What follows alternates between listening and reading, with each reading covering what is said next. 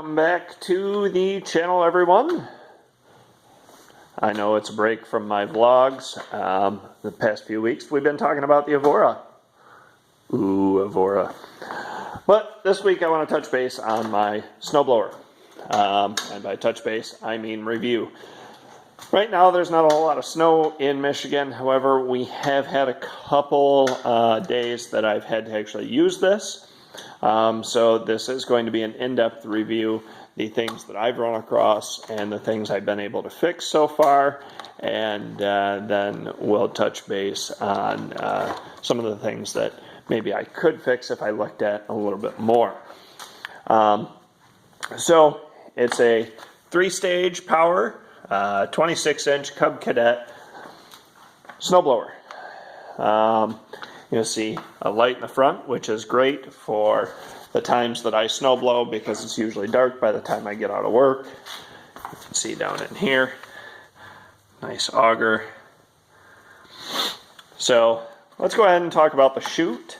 The chute is adjustable with a lever here. Pull the trigger to go left and right, and then move for down and up. Now, one thing that I ran into was that when I had angled this down to drop the snow, basically the snow kept pushing this up. I was able to fix that by tightening the fastener here, just making that having a little bit more tension on that. Let's go ahead and go down to the start. You've got your choke, you've got your run machine, your primer, your key, and then slow to fast. So kicking this all the way forward, priming 3 times, and turning the choke all the way on. This has started with 1 pull every time, so still a new machine. I would expect that. Now we're going to go ahead and talk about the speeds here. We do have 6 forward speeds, F1, 2, 3, 4, 5, 6, and 2 reverse speeds, R1 and R2. And then here is your drive. So you go ahead and pull this down to have it go forward, and then this is your auger drive. Pull that down to obviously shoot the snow out.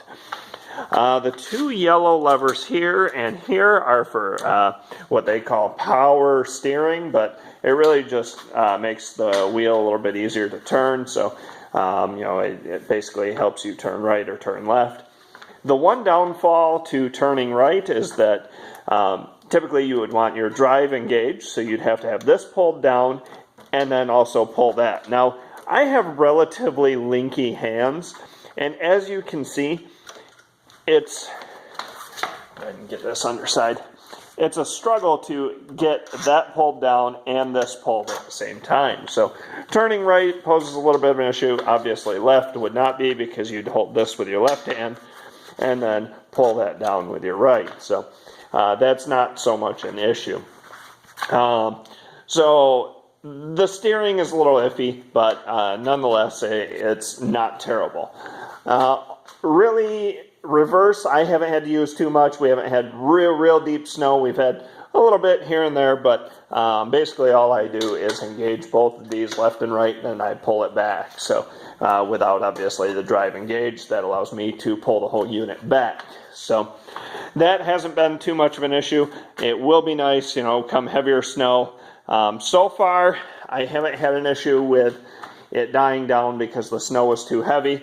I've had to put it so far in the heaviest snow, F2, with the auger and drive engaged, and it was able to shoot the snow out. Now that was with the heavy snow at the end of the driveway after the plows had gone by.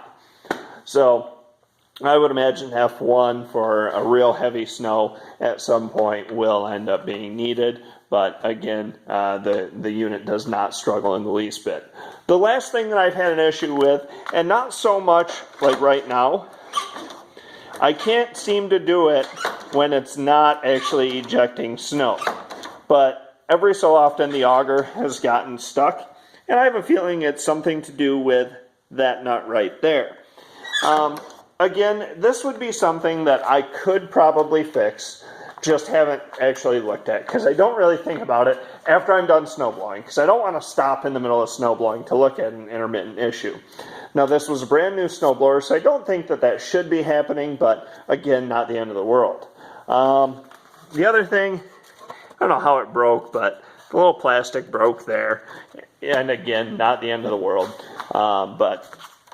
So, like I said, I can't seem to get the issue to act up when the unit's not running, but that is the only other thing. So that, and then, like I said, the chute coming up. The other thing, too, is right now that's locked in place. Oh. Alright, so it is locked in place. But if you turn it just a little bit more, so it's got like little notches to where it'll lock in place. Sadly, it's not just like a couple inches, so it will move back. I found that to be a little annoying.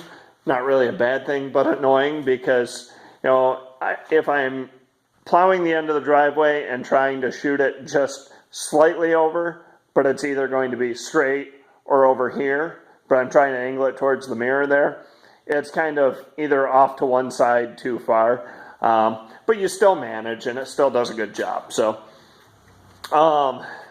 really, that's it. As far as the unit goes, man, thumbs up. This thing works great. It does have an electric start. There it is. Plug it in and then hit the electric start. Obviously no battery, so you can't really not plug it in. But so far, because the unit's so new, I haven't had to do that. I just pull start it. But I would imagine that's going to be a nice feature come time that, okay, man, I don't want to yank that, just plug it in and go. So all in all, probably like 4.5 out of 5 stars. Definitely a good product. I got it on a great deal. Bought it in the middle of June, so it was outstanding. So definitely thumbs up if you're living in Michigan and need to get some snow out. 3-stage Cub Cadet does wonders. And like I said, the headlight for nighttime snow blowing, especially working, during the day, getting home either at night or doing it in the morning, you need to see, and that definitely helps out. So if you found the video helpful, thumbs up. If you like the video, thumbs up and subscribe. Browse the rest of the content, and we will see you guys on a warmer day because it's cold out here.